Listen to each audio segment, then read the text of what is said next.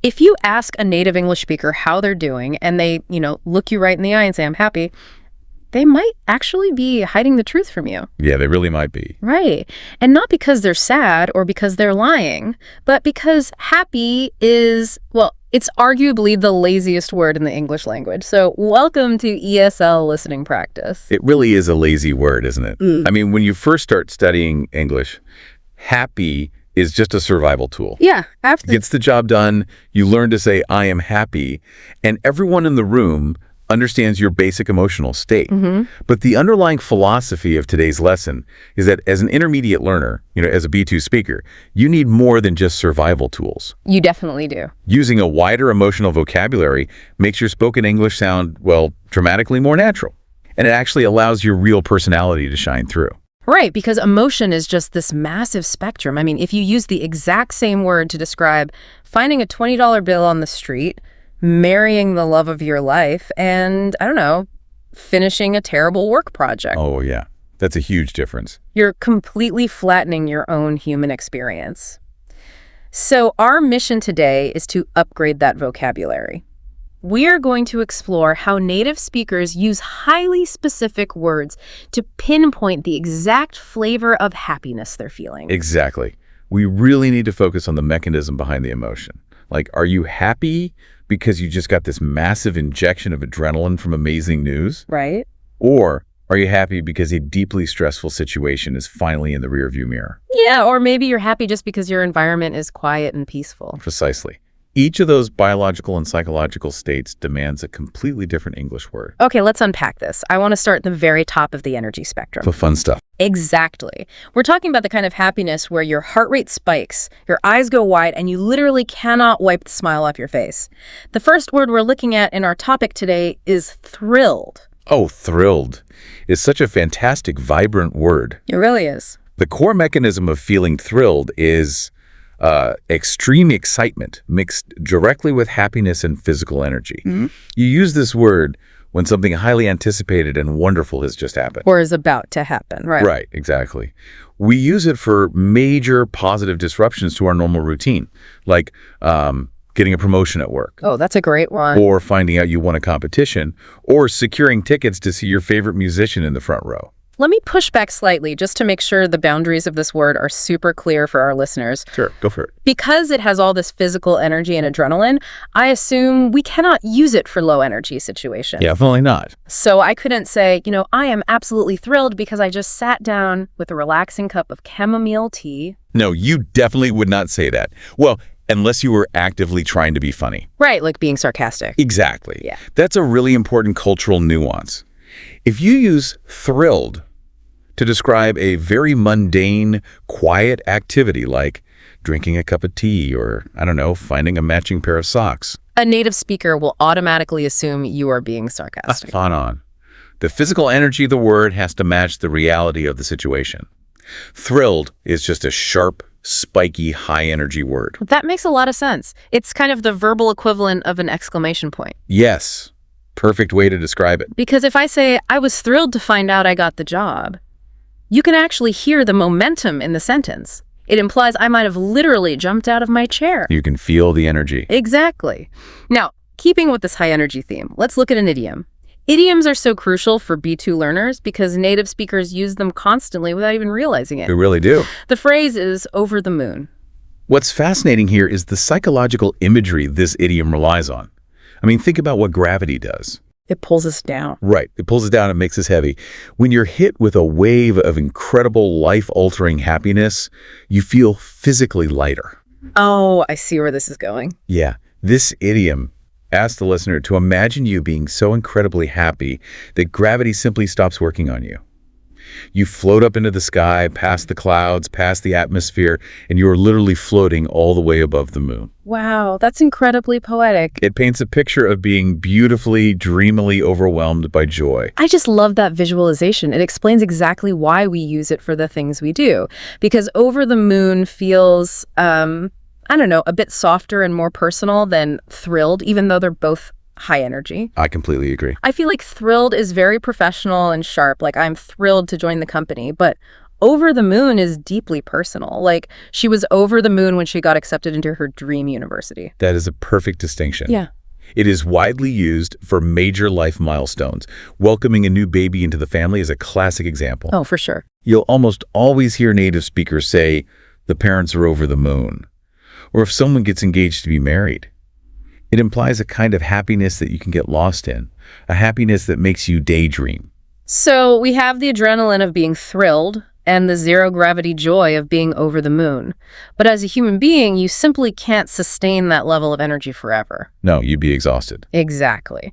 Eventually, your heart rate has to come back down to earth. You can't be thrilled 24 hours a day. So what happens when that energy fades, but you still feel good? How do we describe the quiet, stable happiness of everyday life? That brings us to a completely different psychological state. Yeah. The calmer side of happiness. And the key word here is content. It means you feel calm, secure, and at peace with your current situation. This is such a powerful concept. I mean, it's not about jumping up and down. It's not about achieving a massive goal. No, not at all. It's just the feeling of sitting on your sofa, looking around your living room and thinking, I don't need to be anywhere else right now. This is enough. Yes. The philosophy behind being content is really the absence of desire. A person who is content doesn't necessarily have everything they have ever wanted. And not all billionaires. Exactly. They aren't a billionaire with a perfect life, but they have actively decided to stop chasing the next big thing, at least for the moment. They appreciate what they have. It sounds so relaxing. It is. In a modern culture that constantly tells us we need more money, more success, and better things, describing yourself as content is almost a rebellious act.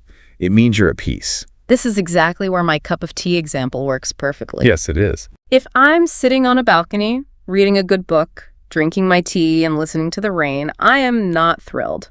I am profoundly content. Beautifully said. Now, I have to admit something here. For a long time, I've used the word content and the word satisfied completely interchangeably. Oh, well, a lot of people do that. Yeah, I would treat them like exact synonyms. Am I making a mistake there? It is an incredibly common trap to fall into, but yes, there is a distinct mechanical difference between the two. They are both calm, low-energy words, but content is a general state of being. It's an inner peace. Okay. And satisfied. Satisfied, on the other hand, is entirely transactional. It is deeply connected to a specific result, a task, or an expectation. Transactional, okay. The word literally comes from Latin roots meaning to make enough.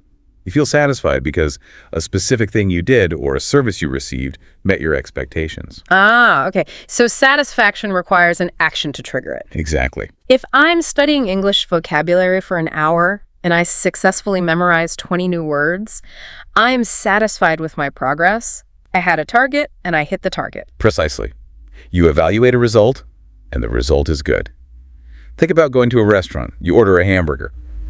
Okay, making me hungry, but go on. Right. When you eat it, it tastes exactly how a hamburger should taste. It fills your stomach. You are a satisfied customer. The hamburger did its job. I see. You might feel content sitting at the table with your friends, enjoying their company, but you are satisfied with the food itself. That makes the boundaries so clear. You're satisfied with a job well done. You are satisfied with a difficult decision you just made. Or, you're satisfied with the repairs on your car. It's a very logical, evaluative kind of happiness. It's very logical. And this is why having this expanded vocabulary is so crucial for intermediate learners in the workplace. Oh, absolutely. If your boss asks how a project went, saying, I am happy with it is just a bit vague. Okay. Saying, I am highly satisfied with the final results sounds incredibly professional and precise. Okay, here's where it gets really interesting. Everything we've discussed so far, being thrilled, being over the moon, feeling content, feeling satisfied, these all involve adding a positive element to your life. Good news, good food, a good environment. But human psychology is complex. Sometimes the most intense happiness we ever feel comes from a completely different mechanism. It comes from subtraction. Exactly. It comes from the sudden removal of a negative thing. Yes. This is perhaps the most universally relatable emotion on our list today. The word is relieved. Relieved. When you feel relieved, you're experiencing the pure, unfiltered happiness of a threat or a stressor completely disappearing. It is the specific sensation of pressure evaporating from your mind. I always think of this physical sensation. Imagine you are walking in a busy city and you suddenly realize you don't have your smartphone. Oh no, the worst feeling. Right. You start patting your pockets in a complete panic. Left pocket, right pocket, jacket pocket, nothing. Your heart is pounding, your mind is racing. You're so stressed. Pure panic. And then you reach into your back pocket and your hand touches the phone. That immediate physical drop in your heart rate, that massive exhale of breath, that is relief. That is a brilliant way to explain it. The biological response of relief is a literal relaxation of the muscles.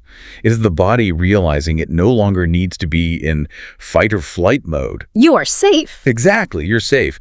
The danger is past. So we use this to describe the end of difficult periods, like waiting for a medical test result. That's a great example. You're sitting in the doctor's office, terrified. The doctor walks in and says, everything is completely normal. You are perfectly healthy. You aren't thrilled in that moment. You are profoundly relieved. Or think about everyday academic or professional stress. You study for 3 months for a massive English proficiency exam. Oh, that's exhausting. The moment you hand the paper to the examiner and walk out of the room, that heavy weight you've been carrying for 3 months is gone. You are relieved the exam is finally over. Honestly, for adults navigating the modern world, relieved might be the single most common form of happiness we experience. I wouldn't argue with that. Think about your daily commute. If you are driving through a terrible snowstorm, gripping the steering wheel, terrified of crashing, you don't walk into your office and say, I am so happy to be here. No, they'd think you were crazy. Right. You walk in, take off your coat, and say, I am so relieved I arrived safely. And that is the perfect example of why using happy in that situation actually breaks the communication. If you walk in from a dangerous storm smiling and saying, I'm happy, your coworkers will be very confused. Totally. But saying, I am relieved tells the exact story of your stress and your survival. I think we need to put this entire theory to a stress test. Let's prove to the listener just how dramatically these words change a story. I want to run a practical scenario, which I like to call the new house test. Ooh, I love this idea. Let's do it. Okay, listener, imagine a scenario. Your friend just finished buying a new house. They're standing in the living room with the keys in their hand. Okay, I'm picturing it. If they just say, I am happy about the house, you really only have a very basic understanding of their mind. But let's apply the specific vocabulary from today's lesson. All right. If your friend looks at you and says, I'm thrilled about my new house, what exact movie is playing in their head? Well, if they use thrilled, the movie in their head is fast-paced and brightly colored. They are picturing the future. Lots of energy. Exactly. They are practically vibrating with energy, thinking about painting the walls, buying new furniture, hosting dinner parties. Their adrenaline is pumping. They are energized by the potential of the house. Okay, reset the scene. Same friends, same house, same keys. But this time they sigh, drop their shoulders, and say, I am so relieved that the buying process is finally over. Completely different movie. Now, the focus isn't on the future. It's on escaping the past. Because buying a house is so stressful. Notoriously, one of the most stressful things a human can do. It's endless paperwork, fighting with banks, negotiating contracts, packing boxes. If they are relieved, they aren't thinking about paint colors yet. They're just celebrating the fact that the nightmare of paperwork is finally dead and buried. The heavy backpack has been taken off. All right, scene 3. Same living room, but they look out the window at the garden, smile softly, and say, I feel so content living here. This tells you they've already settled in mentally. They aren't looking for more. They're at peace. Yes.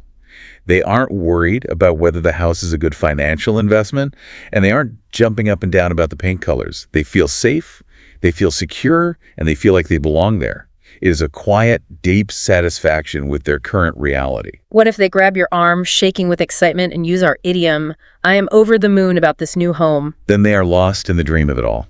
It feels like a massive life achievement has been unlocked. They're floating above the earth. Exactly. It's almost unbelievable to them that they own this beautiful place. And finally, what if they look at the paperwork, nod their head, and say, I am satisfied with my decision to buy this house? This is the analytical buyer. They're running the math in their head. The location is close to work. The price was fair. The roof is in good condition. Right. The house met all their strategic expectations. They are pleased because it was logically the correct choice. That is just brilliant. If we connect this to the bigger picture, this new house test is the ultimate proof of our mission today. One situation, 5 completely different psychological states. Yeah. If you rely entirely on the word happy, You lose the ability to tell the listener whether you are exhausted but safe, analytically pleased, or buzzing with adrenaline. By upgrading your vocabulary, you gain complete control over your own narrative. You stop translating and you start communicating. Now, because we want you to walk away from this intensely helpful exploration of our topic with a real arsenal of words, we're going to seamlessly integrate a few more bonus concepts. Great idea. Let's do a rapid fire round. Let's do it. Let's look at the nuances of a few other advanced words. For example, what if the happiness comes from a pleasant surprise or someone doing something incredibly nice for you? In that specific case, you want the word delighted. Delighted carries a sense of charm and warmth. Like getting an unexpected gift. Exactly. If someone unexpectedly brings you a coffee at work, you wouldn't say, I am thrilled. That's too aggressive. You say, oh, I'm absolutely delighted. Thank you. It's a polite, sparkling kind of happiness. And what if the happiness is something you are sharing with a large group of people? Something profound and culturally significant? Then you move into the territory of joyful. Joy is deeper than happiness. It feels heavier in a good way. Yes. Happiness can be temporary, triggered by eating a good sandwich. Joy is profound. We use joyful to describe atmospheres and shared human experiences. A wedding is a joyful occasion. A choir singing in harmony is a joyful sound. Okay, what if we're in a strictly professional environment? You're a manager and your team just hit their sales targets for the quarter. You aren't going to jump on the table and scream. How do you express your approval? You use the word pleased. Being pleased is the polite professional cousin of being satisfied. Okay. It communicates happiness while maintaining professional dignity. A manager looks at the spreadsheet and says, I am very pleased with the team's performance this quarter. It is measured, controlled approval.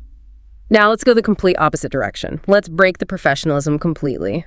What if you're so happy that you literally cannot think straight? Your brain has short-circuited from joy. For that, you need the word ecstatic. This is the highest level of energy on the spectrum, even higher than thrilled. Wow, really? Yeah. The fascinating thing about ecstatic is its origin. It comes from ancient Greek roots, meaning to stand outside oneself. That is so cool. It is. And that is exactly what it feels like. The happiness is so powerful that you are no longer in your own body. If your country wins the World Cup in the final second of the game, the entire stadium is ecstatic. People are crying, hugging strangers, just losing their minds. And finally, what if your happiness is directed entirely outward? Yeah. You are looking at the universe or looking at your friends, and your happiness is completely tied to realizing how lucky you are. That is the beautiful emotion of being grateful.